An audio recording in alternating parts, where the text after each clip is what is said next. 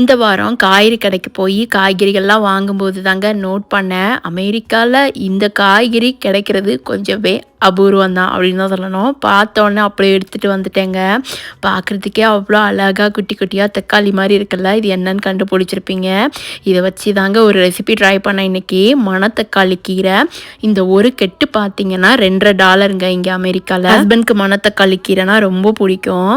So அதனால் இன்றைக்கி அதை சப்பாத்தியில் ஸ்டஃபிங் பண்ணி பசங்களும் சாப்பிட்ற மாதிரி கொடுத்துடலான்னு சொல்லிட்டு மணத்தக்காளி கீரையை ஃபைனாக சாப் பண்ணி மஞ்சப்பொடி, உப்பு, ஜீரா பவுடர், இஞ்சி பூண்டு paste, inch of garam masala, கொஞ்சமாக வெங்காயம், அதாவது பெரிய வெங்காயத்தில் ஆஃப் வெங்காயம், இது எல்லாமே ஃபைனாக சாப் பண்ணி கோதுமை மாவு 3 கரண்டி ஆட் பண்ணி சாப்பர்லேயே நான் இன்றைக்கி சப்பாத்திக்கு மாவு பிசைஞ்சிட்டேங்க. சப்பாத்தி மாவை நல்லா பிசைஞ்சி 20 மினிட்ஸ் போல் அப்படியே ஊற விட்டுட்டேன். அப்புறமா நான் கிளம்பிட்டு வந்ததுக்கு அப்புறம் தாங்க சப்பாத்தி போடுறதுக்கே ஆரம்பிச்சேன். தக்காளி கீரை சப்பாத்தி அவ்வளோ டேஸ்டாக இருந்தது. இருக்கிறதுக்கு குருமா தாங்க.